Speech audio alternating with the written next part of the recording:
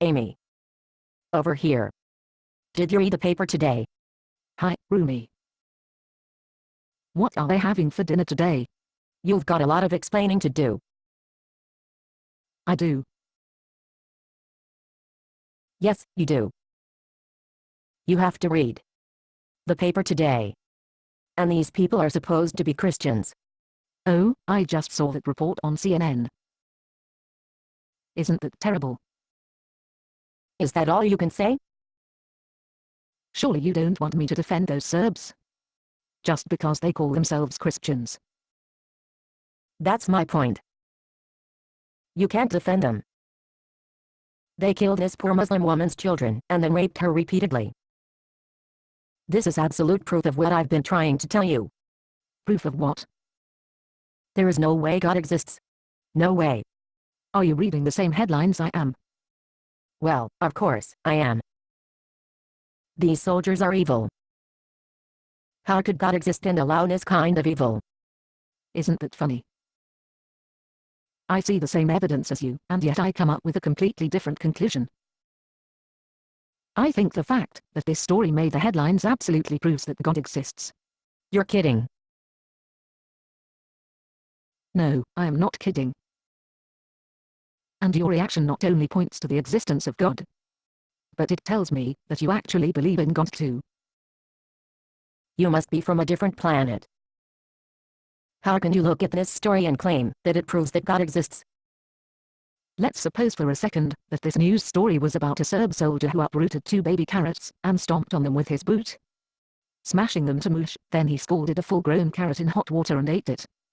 How would you feel about that? Are you kidding? That would never even make the news. Yes. But 2 tiny living things lost their lives and a third living thing was used for the pleasure of a soldier. Wouldn't you be outraged? Well, of course not.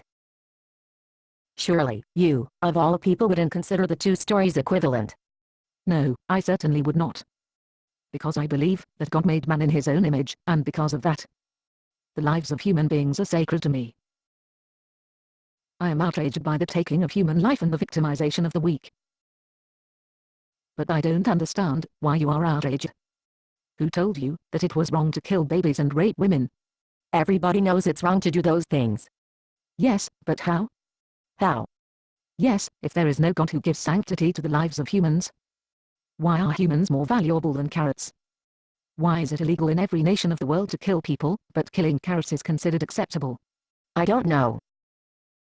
It just is, that's all. What do carrots have to do with evil, anyway? Do you know that some animal rights activists think that murdering 6 million Jews was morally equivalent to barbecuing 6 million chickens?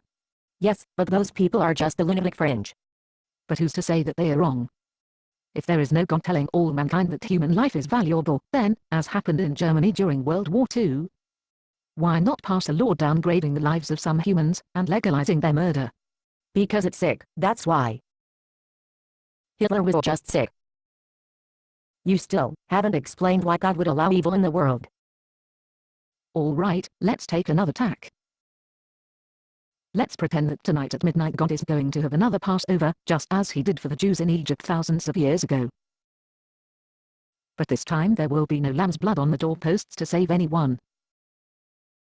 An angel of death will pass over the earth and kill everyone who has ever done evil.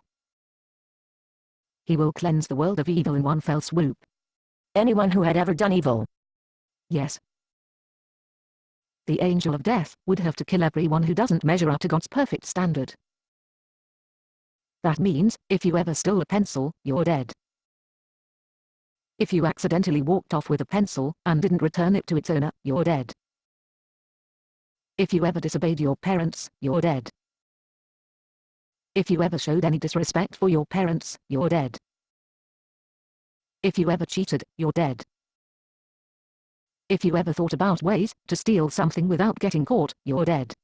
All right, I get the message. What's the message? If God cleansed the earth of evil, the earth would be empty. Nobody would be left.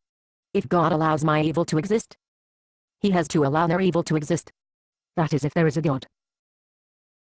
But if there is no God, you and I are just carrots. And one man's murder is another man's barbecue. So, how do you like being a carrot? I'm not a carrot. No, you're not. Carrots are not outraged by evil. Outrage is God's reaction to evil. You wouldn't happen to know who you inherited your knowledge of evil from, would you? Oh, are you ready to read? Oh please, please don't tell me you've murdered some innocent carrots. Very funny. Based on the play by Bob Snook. Conditions for use: do not sell any part of this script, even if you rewrite it. Pay no royalties, even if you make money from performances. You may reproduce and distribute this script freely, but all copies must contain this copyright statement.